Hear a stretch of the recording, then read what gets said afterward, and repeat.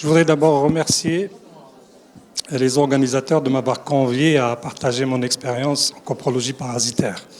Parlez-nous de la bonne exécution de cet examen, m'a-t-on dit. Alors j'ai choisi de vous parler des bonnes pratiques en coprologie parasitaire, les principes généraux de la réussite de cet examen. Vous savez tous que la coprologie parasitaire va nous permettre de mettre en évidence les parasites qui sont éliminés dans les selles, que ce soit des parasitoses intestinales ou extra-intestinales. Vous avez toute la panoplie des parasites, des protozoaires. En rouge, là, vous avez les parasites qui ont été décrits en Algérie, que vous risquez de retrouver donc dans vos examens, et les verts, qu'ils soient ronds ou plats. Alors, les bonnes pratiques doivent être réalisées au laboratoire, c'est pour garantir la qualité de cet examen. Et cela passe obligatoirement par une maîtrise des points critiques, des points à risque de non-conformité.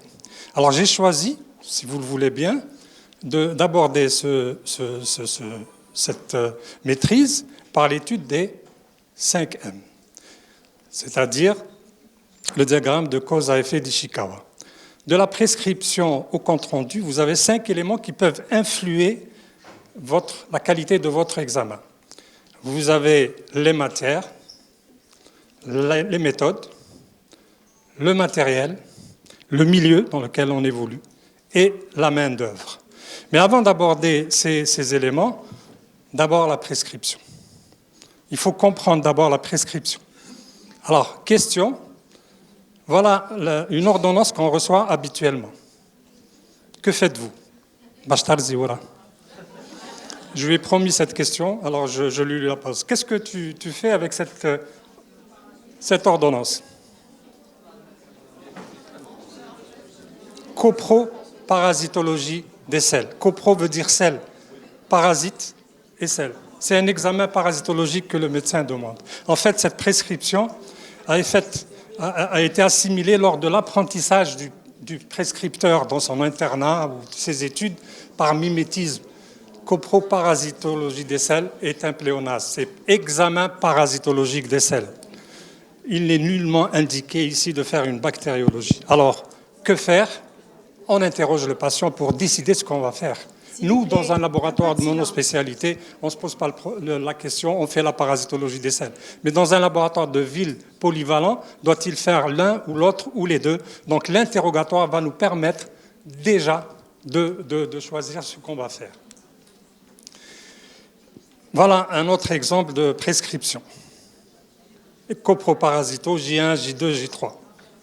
Question, pourquoi 3 examens?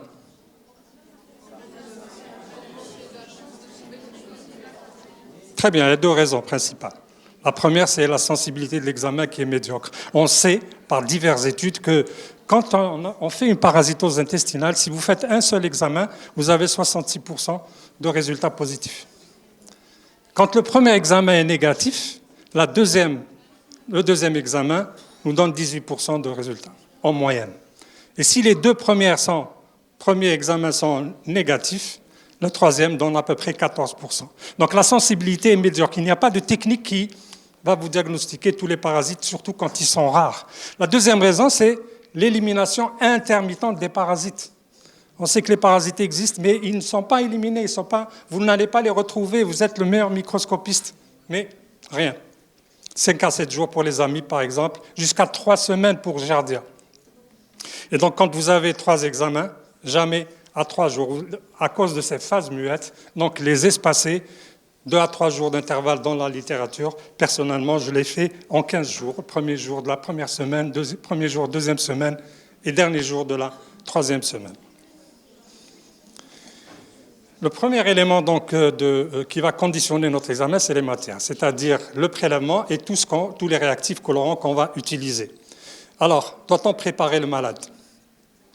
Il est dit dans tous les manuels qu'il faut une abstention médicamenteuse. C'est toujours délicat de dire aux patients d'arrêter le traitement prescrit par un autre confrère. Mais en tout cas, éviter au moins les substances grasses, c'est-à-dire les suppositoires. L'enfant ne peut pas faire la selle, donc la maman fait un suppôt pour recueillir la selle. Ça, c'est contre-indiqué, le charbon et le bismuth. Et si possible, conseiller un régime avec faible résidu cellulosique. Ça va nous aider dans notre diagnostic, ne pas avoir trop de résidus, surtout dans les culots de concentration. Et voilà les fruits, les aliments en principe à éviter. Question. Vous recevez dans votre laboratoire la prescription suivante, qui est habituelle, PDF, n'est-ce pas, M. Hamlewi, coproparasitologie des selles. À l'interrogatoire, vous retrouvez la notion de douleur abdominale, une diarrhée mousseuse jaunâtre et un prurit anal. Et l'examen de selles, vous allez retrouver des kystes de Giardia duodenalis. Vous allez le mentionner dans votre compte-rendu, mais encore, qu'est-ce que vous allez faire? Scotch test. Pourquoi? Prurit anal. Pourquoi? Parce que nous avons fait un interrogatoire. Donc, se contenter juste de la prescription, vous risquez de passer à côté de certains examens. Si on n'avait pas interrogé, on n'aurait pas retrouvé le prurit anal, on n'aurait pas fait de Scotch test anal, et peut-être le diagnostic d'oxyurose, on serait passé à côté. Il faut interroger le malade. Et là, je marque un temps sur l'identitovigilance. Vous recevez tous des selles, surtout dans les contrôles sanitaires. C'est le patron général qui ramène 3-4 boîtes de ses employés parce qu'il ne veut pas les laisser sortir. Comment vous allez valider votre résultat en n'étant pas sûr de l'identité de la personne qui a émis la selle? Souvent, c'est 3-4 selles, c'est une personne qui remplit les 4 boîtes et qui les envoie. Ça, c'est de la responsabilité du laboratoire. Donc, identitovigilance, même la carte d'identité que l'on demande n'est pas suffisante. L'idéal, c'est que le patient émette ses selles dans votre laboratoire. Et là, il faut s'organiser pour cela. Et toutes les autres informations utiles pour la réussite de l'examen, j'ai mis les habitudes alimentaires, les signes cliniques, notamment digestifs, la notion de déficit immunitaire et l'hyperéosinophilie sanguine, et les traitements en cours. On ne va pas dire on ne fait pas d'examen parce que le malade est sous antiparasitaire. On va faire et émettre des réserves si l'examen est négatif parce que le malade était sous traitement. Confidentialité très importante, on n'interroge pas un patient avec 36 personnes derrière qui écoutent, vous n'obtiendrez pas les signes cliniques qui va vous dire, qui présente. Alors, comment on va recueillir ces selles? L'idéal, c'est qu'elles soient émises au laboratoire. Tout le reste est un pis-aller. Dans un récipient sec, propre, à couvercle large, vous comprenez pourquoi, à fermeture hermétique et, si possible, transparent. Et ça va nous aider pour l'examen macroscopique. Alors, la plupart du temps, c'est des boîtes noires, complètement opaques, qui sont utilisées de préférence des boîtes transparentes. L'étiquette portant le nom, voire l'heure de l'émission, on verra que c'est important tout à l'heure. Et il faut, si possible, recueillir la totalité de l'exonération, c'est-à-dire 80 à 200 grammes. Mais en fait, on se contente de ce que le patient nous ramène. Mais quand on lui donne la boîte, il faut juste préciser qu'il faut remplir au moins la boîte à moitié. Attention, quand c'est une selle de putréfaction, si elle est remplie à bord, ça risque de déborder parce que c'est une putréfaction. Les selles ne doivent surtout pas être mélangées aux urines, parce que les urines, à cause du pH, vont tuer les parasites que vous n'allez pas retrouver. Et de toute façon, dans votre salle de recueil vous allez établir des critères d'acceptabilité avant d'acheminer le prélèvement donc, au niveau du laboratoire. Question. Vous recevez une selle d'un patient suivi et traité pour colite inflammatoire. Et il présente une diarrhée glaireuse. C'est une selle qui a été mise la veille, est mise dans un récipient hermétique et conservée à plus 4 degrés. L'examen macroscopique retrouve une selle liquide et l'examen microscopique est négatif. Que décidez-vous? Pourquoi? Parasite fragile. En fait, ce cas, c'est une colite inflammatoire avec une diarrhée, donc risque d'amibiase et selle liquide. Les amibes sont très fragiles, Donc, l'examen doit se faire dans l'heure qui suit. La conservation à +4 ne conserve pas les formes végétatives. Elle est intéressante pour les kystes et les œufs, mais pas pour les formes végétatives. Or là, nous avons tout pour rechercher des amibes et un prélèvement fait la veille à +4 n'est pas conforme. Donc la conservation est importante. Si le prélèvement est fait en dehors du laboratoire, le délai de l'examen doit être très bref, dans l'heure qui suit l'examen, pour les sels diarrhéiques. Sinon, il va falloir le conserver. À température du laboratoire, quand la selle est formée, elle est moulée, on peut la conserver pratiquement une matinée sans problème parce que ce n'est pas une selle où on risque d'avoir beaucoup de formes végétatives.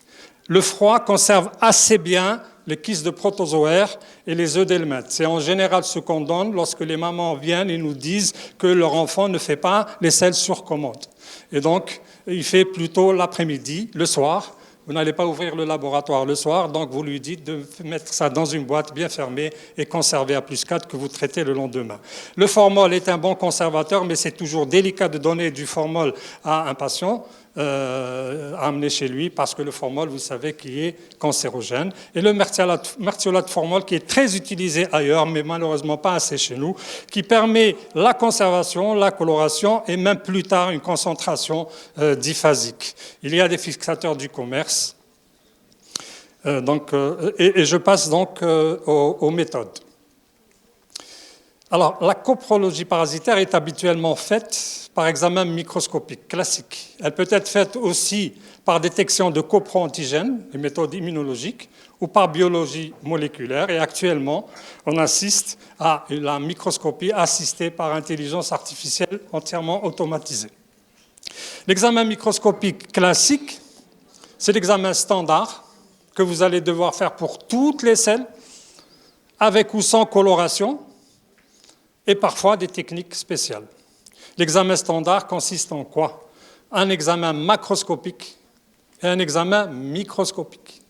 L'examen microscopique recherche la couleur de la selle, sa consistance et les éléments surajoutés, parasitaires ou alors non parasitaires, c'est-à-dire le sang et les glaires. L'examen microscopique doit se faire par examen direct à l'état frais et par 2 techniques de concentration. Ça, c'est l'examen standard, qui doit être fait quel que soit le patient. Alors, l'examen direct est fait après dilution dans l'eau physiologique à 9 pour 1000. Il faut éviter d'utiliser l'eau distillée, l'eau du robinet. L'eau du robinet était une pratique qui était faite pour distinguer les globules blancs des kystes. Mais ça fait éclater aussi les blastocystis et les dientaméba, donc c'est une pratique qu'il faut éviter. Donc l'eau physiologique à 9 pour 1000, et si vous avez une piscette d'eau physiologique, mettez-la à 37, c'est plus intéressant pour maintenir en vie les éventuelles formes végétatives. Alors, question, doit-on faire un examen après dilution dans un verre à pied ou directement sur lame? Verre à pied. Alors, dans beaucoup de manuels, vous allez trouver qu'on met une goutte d'eau physiologique sur une lame et on prend un bout de sel et on fait la dilution en l'examen.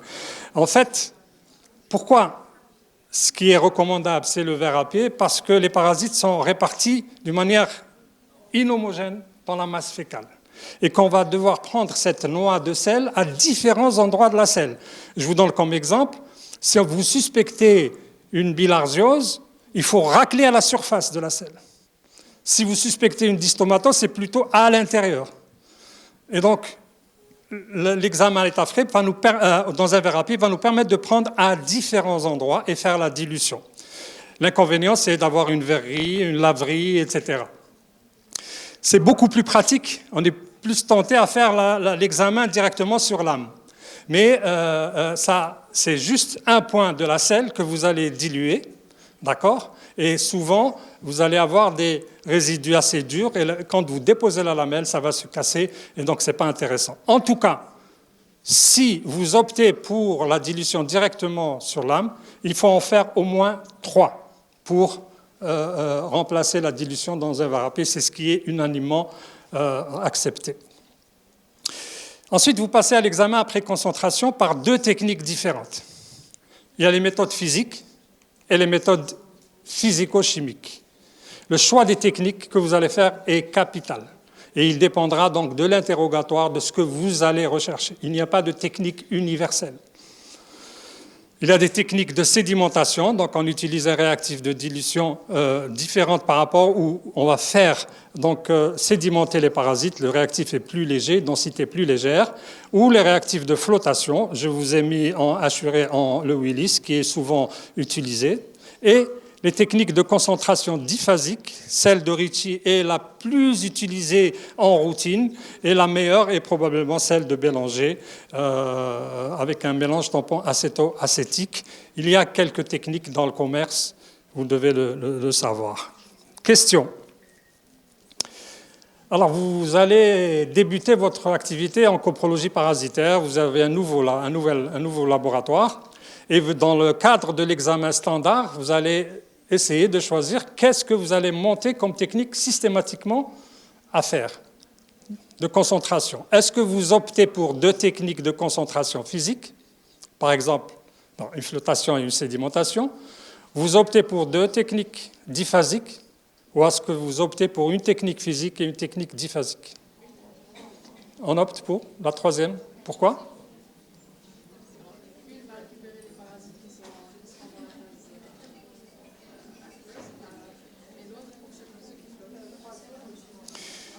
Alors, habituellement, voilà, on choisit une technique physique qui est indiquée pour les œufs d'Helminth. On va les faire sédimenter surtout, ou alors on va les faire flotter. Et une technique diphasique, c'est surtout pour les kystes. Il y a des techniques complémentaires à l'examen standard que vous allez pouvoir avoir à faire en fonction des signes cliniques.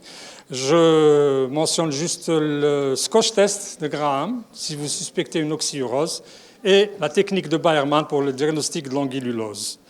Alors, les colorations ne sont pas systématiques, mais dès que vous avez un problème d'identification, notamment pour les kystes de protozoaires, vous allez devoir colorer pour pouvoir identifier, grâce à la coloration donc, des noyaux. Il y a des colorations entre lame et lamelle que je vous mentionne. Question. Les élèves. Vous recevez la selle d'un patient qui est suivi pour déficit immunitaire et qui présente une diarrhée aiguë, aqueuse, fébrile. Rebelle au traitement symptomatique avec des vomissements. Vous effectuez un examen standard et vous retrouvez des kystes et formes végétatives de Giardia duodenalis. Qu'est-ce que vous allez conseiller au prescripteur?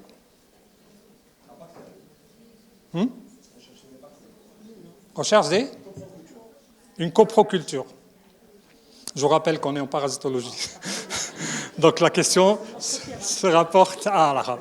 Alors, déficit immunitaire, diarrhée aigueuse, fébrile, exactement. Faire la recherche de parasites opportunistes et procéder d'abord, le plus simple, à des techniques de coloration spéciales. Sinon, il y a des techniques immunologiques, voire de la biologie moléculaire. Voilà les techniques. Les frottis, donc les 3 premiers en haut, c'est les techniques pour les kystes et formes protozoaires. Pour les coccidies, c'est le Zil-Nielsen modifié et les spores de microsporidie, le trichrome de Weber. Et ça, quand c'est demandé par les pédiatres surtout ou les médecins, donc on le fait, mais si on n'interroge pas le patient, on ne saura pas, on ne fera pas la recherche de ces coccidies. À côté de l'examen classique microscopique, il y a les techniques immunologiques, c'est-à-dire immunofluorescence directe, indirecte, technique enzymatique, immunochromatographie. Alors, leur intérêt, c'est qu'elles sont rapides, elles ne nécessitent pas une expertise en microscopie, elles ont une assez bonne sensibilité, mais qui ne dépasse pas l'examen direct. Mais d'abord, vous allez être confronté au coût, et ensuite, qu'est-ce que vous allez faire comme test? On ne sait pas ce qu'on va rechercher, ce qu'on va trouver. À moins de faire un contrôle après traitement d'un parasite, donc on va cibler notre recherche, ce n'est pas très indiqué. Donc vous avez les tests immunochromatographiques. En général, ces tests-là ciblent les parasites pathogènes. Les immunofluorescences directes et indirectes et les techniques immuno-enzymatiques. Je m'arrête juste un instant ici. Je ne sais pas où non, ici, à ce niveau, Entamoeba histolytica, ce test, les tests qui différencient Entamoeba histolytica et Entamoeba dispar sont intéressants à faire parce que morphologiquement, on ne peut pas faire la distinction. Donc, on passe à un test complémentaire. Donc, pour distinguer Entamoeba histolytica pathogène et à déclaration obligatoire d'Entamoeba dispar non pathogène. Enfin, la biologie moléculaire, qui est très sensible, elle est largement supérieure à nos 3 examens de sel, elle ne nécessite pas d'expertise en microscopie et permet un diagnostic d'espèce que l'examen microscopique ne permet pas toujours et est indiqué aussi pour les parasites opportunistes. Alors là, vous connaissez, les inconvénients, c'est le coût. Et les panels intestinaux, donc, si vous les faites, il faut bien maîtriser cet outil pour une bonne interprétation et compréhension du résultat. J'ai vu un résultat d'un panel où il y avait 3 parasites, 3 bactéries, 2 virus. Voilà, donc il faut bien maîtriser cet outil pour le faire. Ici, je vous ai mis les principaux kits de PCR en temps réel qui diagnostiquent 1, 3, 4 parasites, voire 12. Troisième élément, c'est le matériel. Là, je ne vais pas parler trop longtemps, puisque vous savez tous qu'il faut que les équipements soient contrôlés d'une manière métrologique. Mais je vais insister sur le microscope. D'abord, il faut qu'il soit bien maintenu parce que c'est notre outil de travail. Alors, question. Vous trouvez à l'examen microscopique au Lugol ce parasite. Je vais vous aider à l'identifier. C'est une forme ronde avec une membrane bien délimitée et on voit 2 noyaux, à cariosome central et à chromatine périphérique fine. Quel est votre diagnostic? Histolytica dispar. Le diamètre. Très bien. Là, on est dans les équipements. C'est-à-dire, vous ne pouvez pas savoir. Là, je vous dis que c'est un kyste d'Entamoeba hartmanni. Pourquoi? Parce que je l'ai mesuré. Et comment? Voilà. Il fait 5 microns et la taille à peine 1 micron. Donc, c'est un critère distinctif entre Entamoeba histolytica et Entamoeba hartmanni qui, je vous le signale, est absent dans beaucoup de comptes rendus de parasitologie des selles. Alors, pour faire ceci, il faut disposer d'un micromètre oculaire étalonné grâce au micromètre objet. D'accord? Donc, le micromètre oculaire que vous allez mettre, c'est une lentille que vous mettez au niveau de l'oculaire et que vous allez superposer à une lame et donc qui a des graduations de valeurs connues et ainsi on va déterminer les valeurs de micromètre oculaire avec lequel on va mesurer. Le 4e élément, c'est le milieu dans lequel on travaille. Vous savez tous que le laboratoire de parasitologie est classé comme laboratoire de base de biosécurité 2, c'est-à-dire risque infectieux et risque chimique. Le risque infectieux, c'est par ingestion transcutanée, par les différents parasites, et les selles fixées aussi, mais le risque est minime. Alors que le risque chimique, c'est des réactifs qui sont inflammables ou donner des brûlures, voire cancérogènes. Donc, le laboratoire doit avoir un accès réglementé. Vous devez apposer un pictogramme de danger biologique. Vous devez utiliser, donc, mettre à disposition du personnel les équipements de protection individuelle. Être équipé d'une note de sécurité.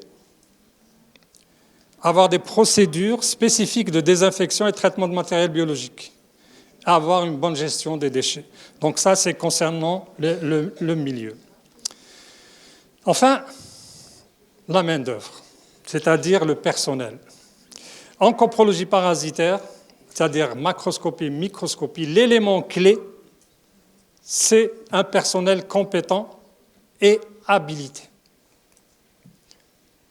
La compétence, c'est pas, on ne décrète pas que quelqu'un est compétent. La compétence s'établit par 4 critères. D'abord, une formation initiale. Ensuite, un savoir-faire qui est concrétisé par une habilitation. Et ensuite, une formation continue et le tout avec une expérience professionnelle. Ce sont les critères de compétence du personnel. Formation initiale, donc vous devez avoir un programme bien établi du nouveau personnel que vous accueillez et une procédure de formation, une procédure claire, avec des formations théoriques, des cours, des banques d'images, et j'insiste sur la reconnaissance des parasites, des pseudo-parasites qui donnent des faux positifs, et des résidus alimentaires. Donc ça, c'est une formation à faire pour le personnel. Des logigrammes, c'est-à-dire que faire devant une selle avec telle ou telle condition épidémiologique ou clinique, des procédures et des modes opératoires disponibles au niveau du laboratoire, des quiz, des QCM, pédagogiques et techniques. Et la formation pratique, d'abord, vous le mettez en observation, et ensuite un travail sous tutorat. L'habilitation, donc, qui va couronner cette formation initiale, vous devez avoir des procédures, des critères bien établis et avoir une fiche individuelle pour chaque personnel, une fiche d'habilitation. Alors, comment vous allez habiliter? C'est au laboratoire de décider. Je vous propose juste ici, vous pouvez faire un entretien, observer le personnel en train de travailler, voir tous les enregistrements de sa pratique en routine, les résultats de contrôle de qualité, etc. Vous pouvez imaginer n'importe quel critère et vous les établissez pour habiliter le personnel. L'habilitation, donc, se fait en fin de formation. Attention, cette habilitation n'est pas définitive. Il faut prévoir une périodicité de renouvellement de l'habilitation. La formation continue, toujours un planning de formation continue pour tout le personnel, un planning annuel, avec un enregistrement de ce qu'il a fait. Séminaire, formation complémentaire, pratique théorique et l'expérience professionnelle. Voilà les 4 facteurs qui vont vous dire que votre personnel est compétent. Vous pouvez utiliser ce qu'on appelle la matrice des compétences, où en colonne, c'est le personnel, et en ligne, c'est les postes de travail. Et vous pouvez donner des numéros, des couleurs par personnel. 1 nécessite encore une formation, 2 travail en routine sous supervision, ou alors les tâches basiques, ou alors référent. Et donc, voilà, vous devez avoir un référent qui va être tuteur du nouveau personnel. Quelques mots sur le contrôle de qualité. Alors, l'examen de selle est un processus complexe qui a au moins 3 sous-processus. Alors, en Algérie, parasitologie, c'est le contrôle qualité. Ça laisse à désirer. Alors, l'objectif de cet examen, c'est la recherche et l'identification parasitaire. Donc, c'est un test qualitatif. Donc, vous devez avoir un contrôle de qualité des réactifs que vous utilisez, c'est-à-dire leur stabilité, leur performance. Si c'est ceux du commerce, une bonne conservation, ça suffit. Si vous les préparez, donc vous devez évaluer leur stabilité et le rythme à laquelle vous allez repréparer et les colorants et les réactifs. Vous devez contrôler les techniques grâce à des procédures et avec des contrôles de qualité et le personnel, contrôler sa compétence et le maintien de sa compétence grâce au contrôle interne et les évaluations externes. Alors, il n'y a pas de contrôle interne commercialisé en Algérie. Qu'est-ce qu'on fait? On utilise des selles de routine positives. Alors, pour l'examen direct, ce sont des œufs et des kystes dans le formol ou dans le mertiolate de formol que vous trouvez. Donc, vous les gardez et vous les utilisez comme contrôle. Vous les anonymisez, bien sûr, et vous les utilisez comme contrôle. Pour les techniques de coloration, soit des selles positives qui contrôlent toute la procédure, des frottis fixés qui contrôlent la coloration et la lecture. Fixés et colorés, vous allez contrôler uniquement la lecture. Enfin, pour les techniques de concentration, à des selles négatives contrôlées par un référent, vous ajoutez un parasite qui soit de bonne conservation. En général, Kysdantameba coli se conserve très bien, très longtemps, et en faible quantité. Et vous évaluez le facteur de concentration, c'est-à-dire que vous allez compter le nombre de kystes que vous allez trouver après une concentration sur un certain nombre de champs, que vous divisez par le nombre de kystes que vous allez trouver à l'examen direct sur le même nombre de champs. Et vous avez votre facteur de concentration. Et si vous utilisez des réactifs de concentration du commerce, vous pouvez les comparer grâce à ce facteur de concentration. Alors, sachez qu'il y a des particules colorées qui servent de marqueurs dans le commerce. Ce sont ces petites boules bleues que vous utilisez et que vous pouvez facilement utiliser en petite quantité et les retrouver en concentration pour voir si votre technique de concentration concentre bien. Une indication, sachez que quand vous faites une technique de concentration diphasique, il y a une augmentation du nombre de levures. Donc, quand vous allez avoir une différence très significative dans le nombre de levures entre l'examen direct et la technique de concentration, c'est que votre concentration a bien marché. L'évaluation externe de qualité, pas d'organisme qui organise ça en Algérie. Je vous rappelle que pour être un organisme de comparaison interlaboratoire, il faut être accrédité ISO 17043. Alors là, on est dans l'obligation de l'organiser nous-mêmes. Donc, on va procéder à des échanges de sels positifs entre laboratoires anonymisés. Le compte-rendu, j'en ai bien fini, bientôt fini. Alors, le compte-rendu, je vous ai mis ici en vrac les exigences de la norme 15189 de la version 2022 que vous connaissez sûrement. Mais en pratique, vous devez noter la consistance dans votre compte-rendu, la couleur, la présence ou l'absence de sang. Alors, il faut mettre absence de sang. Même quand ça, c'est-à-dire ne pas en parler, on ne sait pas, le prescripteur ne saura pas si vous l'avez recherché ou pas. Glaire, absence, présence et les parasites éventuels que vous allez retrouver. L'examen microscopique, vous faites un examen direct, le résultat de l'examen direct, le résultat de la technique de concentration précisant laquelle, la coloration, la technique spéciale. Question. Votre laborantin retrouve à l'examen microscopique des kystes d'Entamoeba histolytica, des kystes d'Entamoeba coli et des formes vacuolaires de blastocystis. Alors, dans votre compte rendu, vous mentionnez 1, 2 ou 3.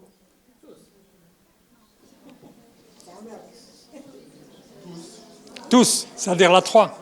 Tout le monde est d'accord? Oui? Entamoeba dispare.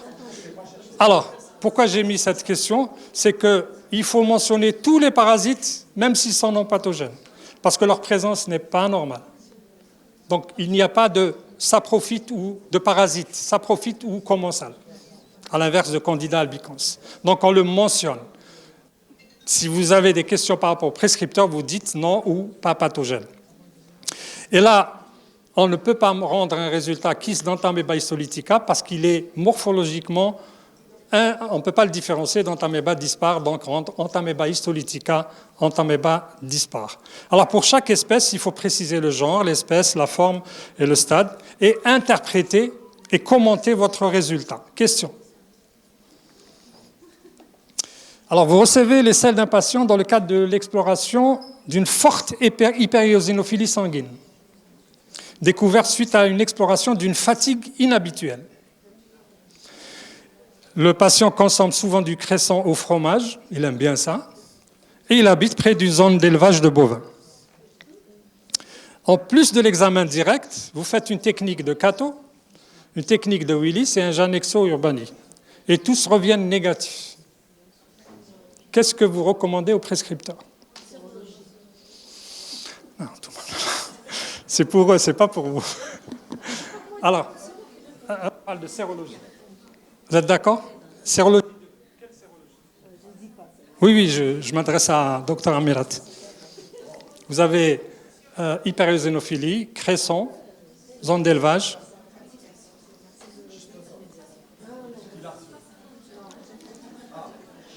Oui. Alors, vous avez deux conseils à donner. Vous avez deux conseils. Un, c'est de pratiquer, vous suspectez une fasciolose. D'accord? Vous demandez à faire une sérologie parce que c'est en phase de migration larvaire. Et deuxièmement, vous recommandez de répéter l'examen parce qu'il y a des phases de migration larvaire où le parasite n'est pas mature et donc vous n'allez pas retrouver des œufs. Et l'apparition se fait en général jusqu'à 4 mois après la contamination. Donc, savoir faire cette recommandation dans notre compte rendu. Alors, au total, la coprologie parasitaire est un examen banal et souvent négligé. On donne cette tâche, en général, aux techniciens le moins formés, ou alors le dernier arrivé. Et maintenant, plus, parce que vous êtes passé chez nous. Alors, les principes généraux de bonne pratique vont vous permettre de faire un examen de qualité et cela impose donc la maîtrise de tous les points critiques ou à risque de non-conformité que l'on vient de voir. Alors, je soulignerai l'importance de la phase préanalytique sur la qualité du résultat, comme pratiquement toutes les autres techniques en biologie. Il n'y a pas de méthode universelle, donc l'importance des choix des techniques de la phase analytique. L'examen standard doit obligatoirement comporter un examen direct et 2 techniques de concentration, avec ou sans technique complémentaire. Et la compétence du personnel reste l'élément clé. Et je vous remercie.